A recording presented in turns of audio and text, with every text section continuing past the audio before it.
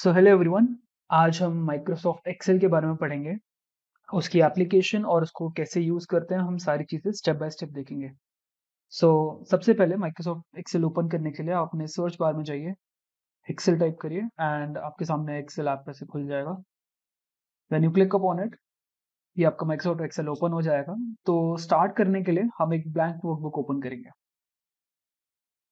और this is how Microsoft Excel looks like. तो Microsoft Excel is an application जो Microsoft Office के अंदर आती है। इसको मेनली हम डेटा स्टोर करने के लिए, डेटा मैनिपुलेट करने के लिए और उसके बाद उसको एनालाइज करने के लिए यूज़ करा जाता है। ठीक है? तो अब जैसे आपके सामने एक ये ग्रिड सी खुली हुई है, तो जितना भी आपका डेटा होता है वो इन सारे ब्लॉक्स के अंदर स्टोर होता है। इन ब्लॉक्स को हम सेल्स बोलते हैं। तो जैसे कि मैं कोई भी ऐसे सेल चूज़ कर सकता हूँ, उसके अंदर कोई भी मैं या तो टेक्स्ट टाइप कर सकता हूँ या फिर मैं नंबर टाइप कर सकता हूँ। मेनली हम एक्सेल में नंबर स्टोर करते हैं बिकॉज़ एक्सेल नंबर्स के साथ यूज़ करने में सबसे बेस्ट आता है। जो भी मेरे को अगर कुछ कैलकुलेशन करनी है या फिर मुझे कुछ एनालिसिस करनी है या फिर उस उन नंबर्स को मेरे को किसी चार्ट में विजुअलाइज़ करना है, तो एक्सेल इस काम में बहुत बढ़िया है। तो अब मैं आपको थोड़ी बेसिक टर्मिनोलॉजी बताता हूँ एक्सेल के बारे में। तो जैसे आपके सामने जो ये सेल्स हैं, उनका नेमिंग कन्वेंशन क्या होता है, मैं उस पे फर्स्ट आता हूँ। तो फॉर एग्ज़ाम्पल जैसे ये जो आपके टॉप में एबीसीडी लिखे हुए हैं, these are referred to as column. तो जैसे ये पूरा एक सी करके कॉलम है, सारे जो सेल्स उसके नीचे वर्टिकली आते हैं, हम उसको एज़ अ कॉलम रेफर करते हैं। तो ऐसे हमारे पास बहुत सारे कॉलम्स होते हैं एंड जो आप लेफ्ट में देख रहे हैं, ये सारी हमारी रोज़ होती है 1, 2, 3, 4। तो अगर मेरे पास कोई स्पेसिफिक सेल है, तो मैं बोल सकता हूँ कि वो एक स्पेसिफिक कॉलम और रो के अंदर आती हैं। तो जैसे D4 इस सेल का नाम होगा, the Dth column and fourth row. तो मैं इस सेल को ऐसे रेफर करूंगा। ठीक है? सो ये आपकी एक बहुत बड़ी वर्क स्पेस होती है, हम इसको शीट बोलते हैं, जिसके अंदर पूरी की पूरी ये ग्रिड एग्जिस्ट करती है। तो इसमें बहुत सारे कॉलम्स हैं और बहुत सारी रोज होती है। एक स्पेसिफिक नंबर होता है, वो लैक्स में होता है, तो हमारा जितना भी काम होता है वो थोड़ी बहुत रोज और कॉलम्स में नॉर्मली हो जाता है। ठीक है? सो नेक्स्ट स्टेप इज, जैसे हमारे पास ये एक शीट है जिस पे हम काम कर सकते हैं, ऐसे हमारे पास एक एक्सेल फाइल में बहुत सारी शीट्स हो सकती हैं। जैसे दिस इज शीट नंबर 1 जो आपने ओपन कर रखी है। मैं ऐसी और शीट्स भी बना सकता हूँ। जैसे यहाँ पे नीचे मेरे पास एक प्लस का ऑप्शन है, तो इससे मैं एक नई शीट बना सकता हूँ। तो जैसे अगर मैंने शीट 1 में कुछ डेटा स्टोर कर रखा है, मैं ऐसे ही शीट 2 में भी कुछ डेटा स्टोर कर सकता हूँ। ये शीट्स नॉर्मली इंडिपेंडेंट होती हैं, तो इनमें अलग-अलग डेटा आप ऐसे स्टोर कर सकते हो। तो फॉर एग्जांपल अगर मैं किसी स्कूल का एम्प्लॉयी हूँ, तो मैं एक क्लास का डेटा एक शीट में डाल सकता हूँ, फिर दूसरी क्लास का डेटा दूसरी शीट में डाल सकता हूँ। इससे डेटा काफ़ी ऑर्गेनाइज़्ड रहता है। देन अब मैं आपको कुछ डेटा एंट्री करके दिखाता हूँ एंड फिर मैं आपको बताता हूँ कि उस डेटा को हम कैसे मैनिपुलेट कर सकते हैं और कैसे यूज़ कर सकते हैं। तो जैसे मेरे पास कुछ डेटा ऑलरेडी है, मैं उसको यहाँ पे बस डाल देता हूँ।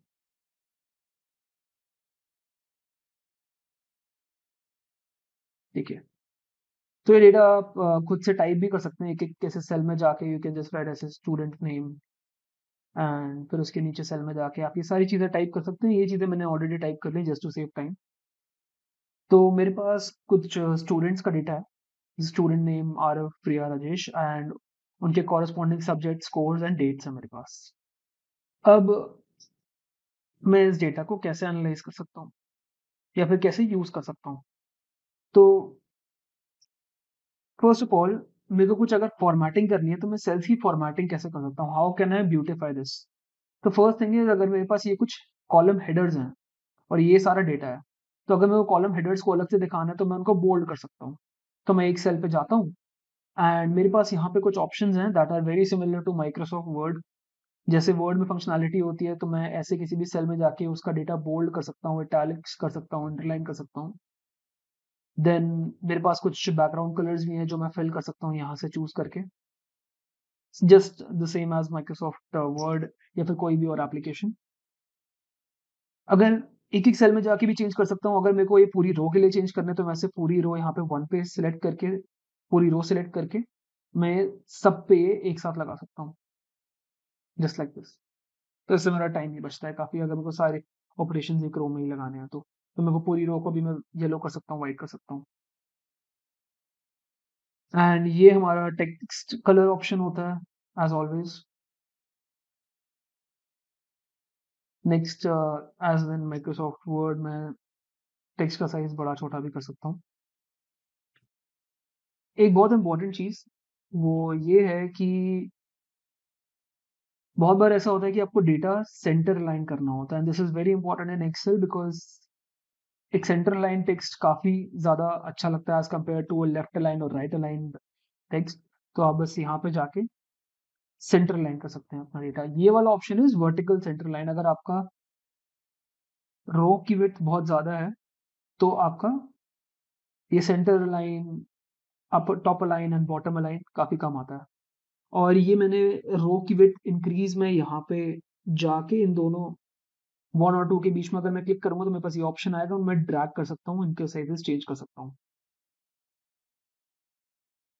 Like this. आफ्टर दैट अगर मेरे को बॉर्डर सेटिंग करनी है कि मेरे को अगर किसी सेल का ऐसे बॉर्डर चाहिए तो मैं यहाँ पे क्लिक करता हूँ और मेरे पास काफी सारे बॉर्डर ऑप्शंस अवेलेबल होते हैं। No border, all borders, outside border, thick outside borders, as well as अगर मेरे को सिर्फ एक साइड के बॉर्डर लगाना है तो मैं वो भी लगा सकता हूँ, जैसे bottom border, top, left, right. अगर मैं राइट का बॉर्डर लगाना चाहूँ तो यहाँ पे सिर्फ राइट का बॉर्डर आता है लाइक दिस। और मुझे अगर कुछ कस्टम बॉर्डर ऑप्शंस चाहिए तो मैं मोर बॉर्डर्स पे जाके स्पेसिफिक अपने बॉर्डर्स डाल सकता हूँ लाइक दिस। और मैं और मेरे को अगर ये सारे कॉलम्स के लिए एक साथ करना है तो मैं ऐसे सारी ऐसे रोज को सिलेक्ट कर सकता हूँ यहाँ पे क्लिक करके एंड सबके बॉर्डर एक साथ लगा सकता हूँ लाइक दिस।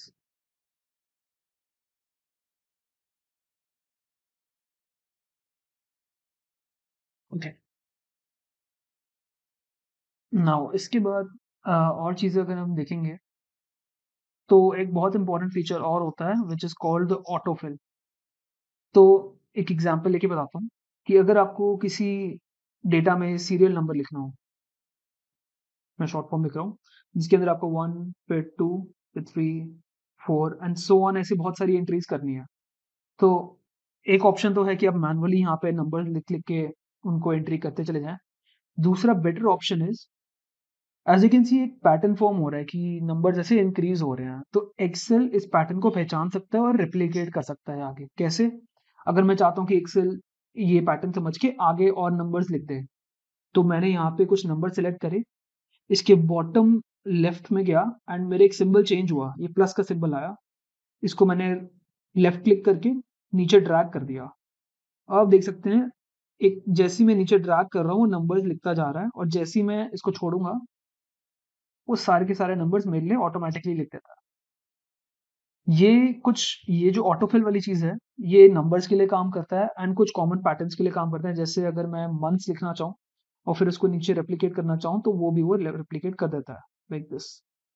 मैंने बस जैन लिखा और नीचे ड्रैग कर दिया तो उसने मेरे लिए सारे मंथ्स लिख दिए हैं। सेम अगर मैं ऐसे मंडे लिख दूं तो ये सेम चीज कर सकता है लाइक दिस। एंड अगर मेरे पास डेट इस फॉर्मेट में है जैसे D D M M Y Y, ये इसको भी रेप्लिकेट कर देता है। बट ये तभी हो सकता है जब एक ऑलरेडी पैटर्न एग्जिस्ट करता हो, लाइक 1 2 3 4 ऑलरेडी है तो ही एक्सेल उस पैटर्न को आइडेंटिफाई करके आगे पैटर्न्स बना सकता है। So this is a very important thing जो बहुत कॉमनली यूज होती है एक्सेल में। अच्छा, एक और चीज, अगर मेरे को ये सारा का सारा डेटा एक साथ हटाना है तो मैं A8 सेल पे मैंने ऐसे क्लिक करा और फिर मैंने ड्रैग करा उसको जहां तक मेरे को वो चीज सिलेक्ट करनी है। तो मैंने बस इस सेल से इस सेल तक इसको ड्रैग करा, एक बॉक्स बन गया। मेरे को सब कुछ डिलीट करना है, मैंने डिलीट पे क्लिक करा एंड सब कुछ एक साथ डिलीट हो जाता है। और अगर मेरे को एक तो ऑप्शन तो ये है कि मैं ऐसे सिलेक्ट कर सकता हूँ डायरेक्टली ड्रैग एंड ड्रॉप करके। एक ऑप्शन मैंने आपको ऑलरेडी बता दिया कि आप रो को सिलेक्ट कर सकते हो मल्टीपल रो वाइज, आप कॉलम वाइज भी सिलेक्ट कर सकते हो। एंड अगर आपको सारे के सारे सेल सिलेक्ट करने हैं जितने भी शीट में है तो आप इस एरो पे क्लिक करें एंड सारे के सारे सेल्स एक साथ सिलेक्ट हो जाएंगे, या फिर आप कंट्रोल ए भी क्लिक कर सकते हैं, वो भी सेम चीज करेगा। नेक्स्ट, अब फॉर एग्जांपल आपका ये वाला कॉलम देखिए, यहाँ पे स्टूडेंट नेम लिखा हुआ है। अच्छा, आप किसी भी कॉलम पे क्लिक करते हैं तो यहाँ पे चीज़ें लिखी हुई आ जाती हैं उस पर्टिकुलर सेल की, सॉरी। तो अगर आप देख सकते हैं, इसमें इस सेल में जो टेक्स्ट है वो पूरा क्लियर नहीं है। तो वो उस सेल का जो कंटेंट है वो साइड बाय साइड होके आपको विजिबल नहीं है पूरा। तो अगर आप चाहते हैं कि ये सेल स्पेसिफिकली विजिबल हो, तो you can click on wrap text. Wrap text आपके जो सेल कंटेंट है वो उसको रैप करके आपको उस लोकेशन में दिखा देता है। जैसे अगर टेक्स्ट साइड बाय साइड हो रहा है तो एक के नीचे एक करके आपको वो विजिबल कर देगा वो टेक्स्ट। तो रैप टेक्स्ट का ये मतलब होता है, लाइक दिस। बट उसके लिए सेल में स्टिल स्पेस होनी चाहिए कि वो टेक्स्ट आ सके, या फिर आप उसका फॉन्ट साइज भी छोटा कर सकते हैं यहाँ पे जाके, लाइक दिस। नाउ मैं अब आपको बताता हूँ कि कैसे हम एक रो या कॉलम इंसर्ट कर सकते हैं एक शीट के अंदर। तो अगर फॉर एग्जांपल मेरे को बी और सी के बीच में एक कॉलम ऐड करना है, तो मैं यहाँ पे इंसर्ट पे जाऊँगा एंड इंसर्ट शीट कॉलम, क्योंकि मेरे को एक पूरा का पूरा कॉलम इंसर्ट करना है, तो मैं एक कॉलम इंसर्ट कर दिया। अब ये एक एक्स्ट्रा कॉलम आ चुका है मेरे पास।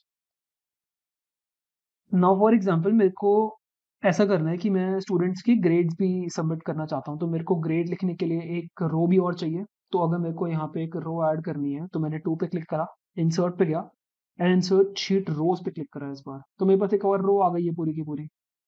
तो अब मेरे को स्टूडेंट के ग्रेड्स डालने हैं कि इन मार्क्स में मेरे पास कितना ग्रेड होगा। तो मैंने ए ग्रेड डाला, बी प्लस डाला एंड फॉर एग्जांपल मैंने सी ग्रेड डाल दिया एंड ए प्लस। अब मेरे पास ये कुछ ग्रेड्स हैं। अब नाउ आई वांट कि ये स्कोर जो है वो ग्रेड्स पर भी आए एंड मार्क्स पर भी आए। तो अब मैं ये कैसे कर सकता हूँ कि मेरे को इन दोनों सेल्स में सिर्फ स्कोर ही चाहिए। तो मैंने इन दोनों सेल्स को ऐसे सिलेक्ट करा ड्रैग एंड ड्रॉप से एंड मैंने इस मर्ज एंड सेंटर पे क्लिक कर दिया। इसने क्या करा, इन दोनों सेल्स को एक सेल में मर्ज करा है एंड उसके बीच में उसने स्कोर लिख दिया है। अब मेरे को ये सारे कॉलम्स के लिए करना पड़ेगा, तो मैं ये वर्टिकली भी कर सकता हूँ मर्ज एंड सेंटर। इससे ऑब्वियसली थोड़े बॉर्डर्स चेंज हो गए हैं, मैं बॉर्डर इसमें बाद में एडिट कर सकता हूँ। बट अब आप ये सेल्स देख सकते हैं।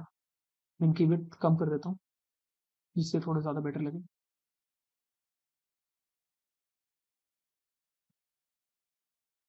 Yes। तो ये आपका wrap text and merge and centre की फंक्शनैलिटीज हो गई हैं। और इंसर्ट एंड डिलीट, अच्छा आप कॉलम्स कुछ डिलीट भी कर सकते हैं। जैसे मेरे को अगर रोज डिलीट करनी है, तो मैंने इस रो पे गया, मैं इसको राइट क्लिक करके भी डिलीट कर सकता हूँ और इंसर्ट कर सकता हूँ। लेकिन अगर मैं चाहूँ तो यहाँ से भी डिलीट कर सकता हूँ। डिलीट सेल्स, सारे की पूरी रो हट चुकी है आपकी। ना एक इम्पॉर्टेंट चीज, जब भी आप कोई रो या सेल डिलीट करते हैं, आप एक्सपेक्ट करोगे कि पूरी की पूरी रो जा रही है तो ये 6 नंबर भी चला जाएगा। ऐसा नहीं है।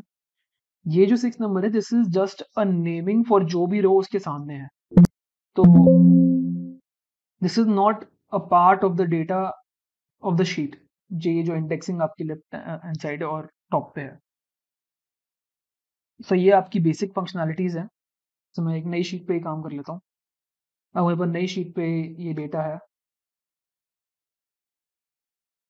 अच्छा, कई बार आपके डेटा में से हैशटैग्स आ सकते हैं, तो आप जैसे ही उनको एनलार्ज करोगे तब आपको सारा डेटा दिख जाएगा। अब मेरे पास अगर ये डेटा है, मेरे को इसकी फॉर्मेटिंग करनी है एज अ टेबल, तो मैं फॉर्मेट एज टेबल पे क्लिक करूंगा एंड जो भी मेरे को डिज़ाइन पसंद आता है मैं उस पर क्लिक कर दूंगा एंड ये आपके डिज़ाइन आ चुके हैं। एंड ये डिज़ाइन काफ़ी ब्यूटीफाई कर देते हैं टेबल को, एज वेल एज इनकी रीडेबिलिटी भी बढ़ जाती है। तो आप एक प्री एग्जिस्टिंग फॉर्मेट को भी चूज कर सकते हैं इसमें से, या फिर आप अगर खुद चाहें तो खुद, जैसे मैंने आपको border colouring and cell colouring बताइए, वैसे नॉर्मली भी आप मैनुअली ये चेंजेस कर सकते हैं।